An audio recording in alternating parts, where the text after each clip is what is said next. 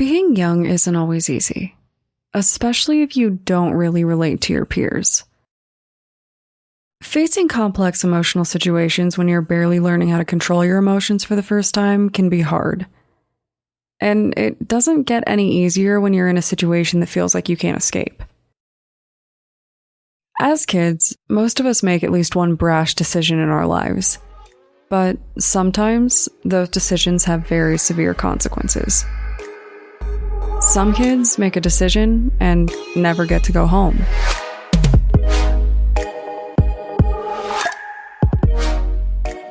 My name is Brianne, and I'm the host and creator of Among the Dirt and Trees, a show where we explore true crime cases that occur out in nature. In today's episode, we're going to discuss the 1952 disappearance of 10-year-old Connie Smith, a young woman who walked away from her summer camp and was never seen again.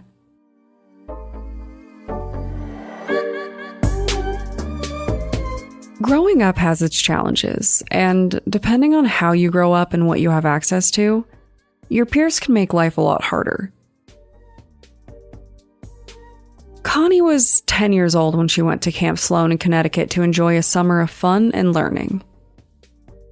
And while this camp no doubt had plenty to offer, the kind of lessons that Connie was learning weren't exactly on the camper curriculum. She was learning some of those harder lessons that people learn when they have really crappy peers. At least it seems that's how she spent her final days. 3 days before her disappearance, Connie was visited at the camp by her mother for her 10th birthday. At that point in time, Connie was so happy with her time at camp, she actually asked her mom if she could extend her stay to spend more time soaking up the fun. Even though it was her birthday, her mother declined. And at some point shortly after, it appears that something went wrong.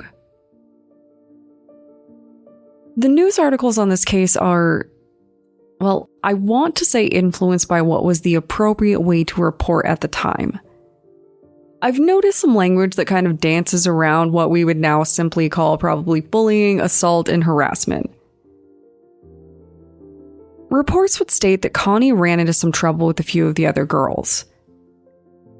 Being more of a rancher girl, some speculate that Connie was having trouble fitting in with her city peers. I don't know if I believe that, though. Obviously, we know that she was enjoying herself, but then something changed. It seems odd that her being more of a girl from a ranch would suddenly become a problem, but I don't know, kids are weird. What I do know is that on July 15th, 2 days after her mother visited, Connie's glasses were broken somehow. Now, Connie was incredibly nearsighted, and this will be more important later for some obvious reasons. And as someone who didn't know that trees still had leaves when you were standing more than a few feet away from them until I got LASIK, I really feel for her. I don't know what her actual prescription was, but I know they said it was pretty significant, so I'm assuming that it was somewhere between where I was, incapable of legally driving without corrective lenses, but still able to see a fairly valid interpretation of the world, and like a Velma Dinkley situation. In addition to breaking her glasses, she reportedly had a bruised hip that was attributed to her falling out of bed. But some say that this was all part one of the problem. It isn't said how she broke her glasses, but I've got a pretty good idea based on what happened the following morning. The morning that she disappeared, Connie had what I will call interaction with a few other female campers. Some articles described it as an altercation, others described it as horseplay. But at some point, Connie ended up with a bloody nose, and she was not happy. And I'm sure we can all assume that something fairly unpleasant happened because Connie decided that she was officially done at camp. She told her tent mates that she was going to return an ice pack that she had, but she left the ice pack on her bed and went in the opposite direction of the camp nurse. And she didn't stop there. She walked all the way to the entrance of the camp. But she didn't stop there either. Connie would travel miles on foot. Well, close to a couple of miles, but a fact which countless witnesses could attest to, with the plan to leave her camp behind. Now, the running theory is that Connie had decided to return home early, and that's where she was heading. I will say that I have no idea how she expected to get from Connecticut back to Wyoming on foot, but I will say that she does seem to have come from a fairly wealthy background and had clearly set her sights on the closest town, which was Lakeville. So it's possible that she could, or thought she could, just call her parents and someone would come get her. She was only 10, right?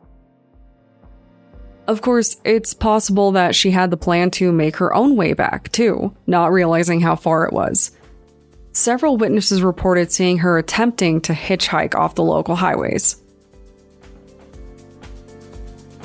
Connie actually has a very strong record of her travels up into her disappearance. She was spotted by several witnesses at different locations along her path, and she even stopped to ask a local woman how to get to Lakeville. The woman didn't think anything of it because apparently it was actually quite common for young girls from the camp to walk through and ask her that question. Of course, I have to assume that most of the girls are not runaways, but rather young girls just trying to slip off to the closest town for a thrill. That is like a total assumption, though. I have no idea.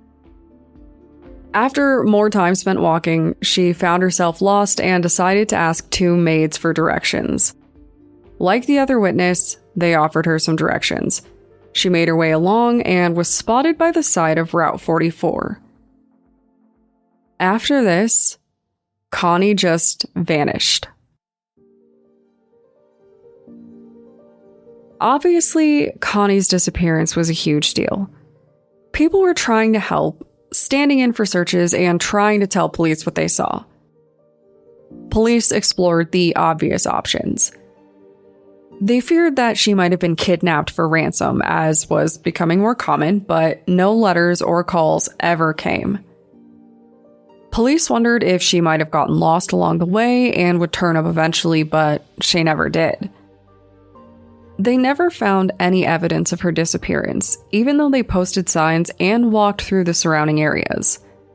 Suspects were explored, but they never found anything concrete that would explain her disappearance. Connie is just as likely to have ended up hurt somewhere along her journey as she was to have been picked up by a stranger for all we know. But I have to say that my money's on the theory that someone made her disappear. Connie was a young girl walking alone and looking for someone to help her and take her home, and that is a very dangerous position for a young girl to be in. It is a dangerous position for anyone to be in, but for a kid, it's that much worse. At only 10 years old, Connie might not have been able to tell if someone who was picking her up had dangerous plans, and unfortunately, it sounds very likely that someone did pick her up along the road or found her because that is where she was last seen and she was clearly trying to get a ride. Past that, there were no signs of Connie. People saw her, but nothing could lead police to where she was. Theories surrounding her disappearance range from a local killer carnival worker, who, yes, did exist, all the way to a serial killer who might or might not have been in the area at the time. No one's really sure. Unfortunately for Connie, anyone could be a suspect. 1952 was a very different time, and it's hard to imagine a world where a young girl might be walking around trying to hitchhike and not end up getting scooped up by local police, but things weren't supposed to be all that dangerous back then, and it's not like everybody had cell phones to make these calls, right? Connie could have been safe.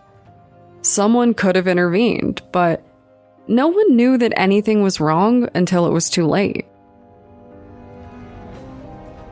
I have to say, I wonder if the girls she fought with ever think about her and the role that they might have played in her disappearance. I'm not saying that it's their fault, but I will say that I think I would have a pretty rough time sleeping after that. This case definitely comes with a good reminder that treating people with kindness is almost always the right choice. So, if you want to discuss my favorite camp tropes that I never got to experience because I never actually went to camp, why the movie It Takes Two is the greatest film of all time, or the long-lasting impacts of bullying on children and adults, feel free to contact me on Twitter or Instagram using the tag @DatPod. Thanks, guys.